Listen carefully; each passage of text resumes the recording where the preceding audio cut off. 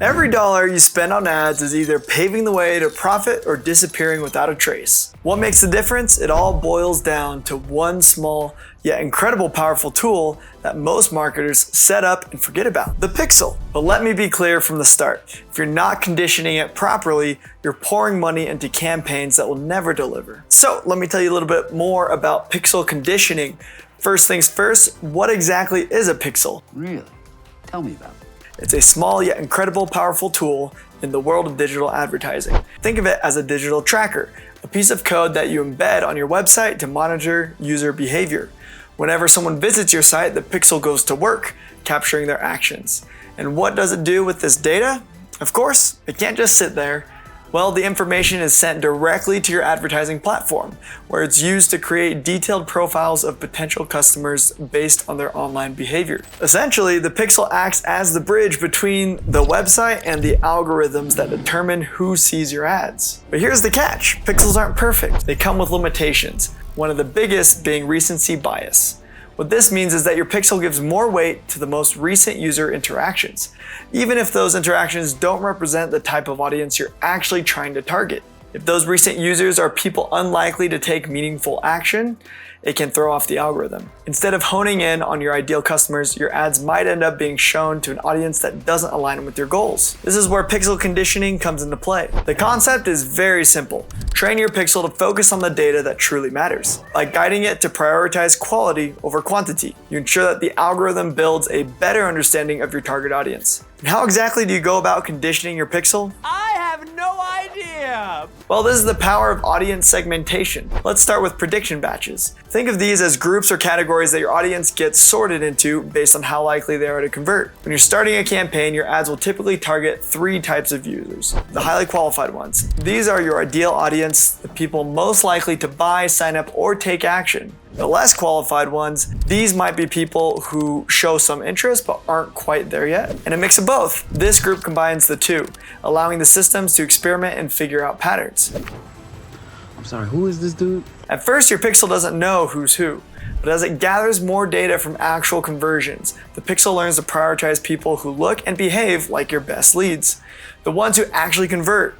The process takes time and patience though. So how to recondition a pixel? Let's face it, sometimes your pixel gets off track. It happens to everyone. Maybe it's been collecting data from people who aren't your ideal audience, and now it's stuck targeting the wrong crowd. Good news, you can fix it by reconditioning your pixel. The first thing you need to do is focus on feeding the right data back into your pixel. This involves ensuring that only qualified actions like high intent signups or purchases are tracked and sent to the ad platform.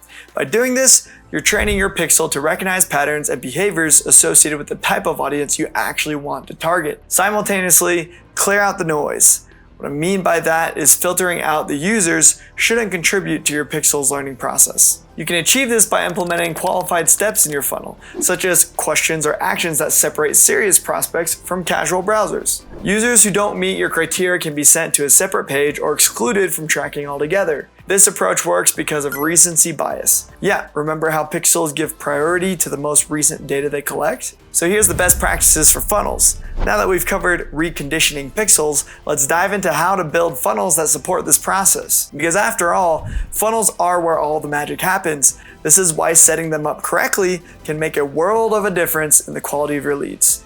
Start with call funnels. Avoid tracking general actions like someone merely filling out a form. Instead, set the goal to optimize for more deliberate steps, such as scheduling a call or completing a detailed application. This approach allows your pixel to gather data from users who are genuinely interested in taking the next step, instead of wasting resources on casual inquiries. Next, consider webinar funnels. The key here is to introduce qualifying steps during registration. For example, instead of letting anyone sign up, ask questions to determine if they're a good fit. Questions like, are you prepared to invest in blah, blah, blah, blah, blah, work well. Now let's move to the opt-in funnels, an essential component of many marketing strategies. The funnels themselves are designed to attract users by providing something of value, such as an ebook, a checklist, or a free trial. There's plenty of others, but those are just 3 examples. While this approach is highly effective at drawing attention and building your email list, there's a catch. Not everyone who opts in is a qualified lead. To refine this process, include a simple qualifying question in your opt-in form. For instance, you could ask, would you be open to invest in a premium solution? Those who say yes are moved further into the funnel, while those who say no are directed to a separate page that isn't tracked by the pixel. You already know the drill. Opt-in funnels, when optimized like this, become a powerful tool for identifying and targeting the right audience from the get-go.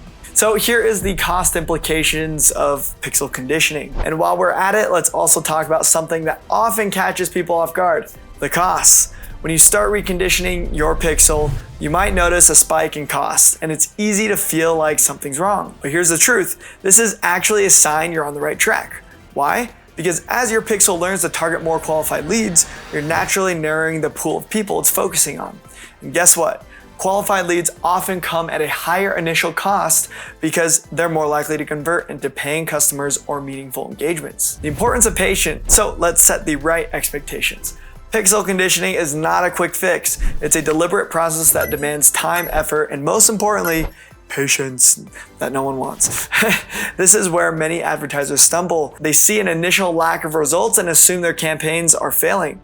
But the truth is often far from that. What's actually happening is that their pixel is still in its learning phase, and they simply haven't gotten it enough time to gather and process the data it needs to perform optimally. Here's another thing to keep in mind. The learning phase is temporary. It doesn't last forever. As your pixel becomes more experienced, you'll start to see a noticeable shift in performance. The flow of leads will not only become more consistent, but also of significantly higher quality. This transformation is where the true value of pixel conditioning really shines. What might seem like slow progress at first is actually laying the foundation for long-term success. And here's the cherry on top. Over time, your costs will begin to stabilize, and in many cases, they'll even decrease.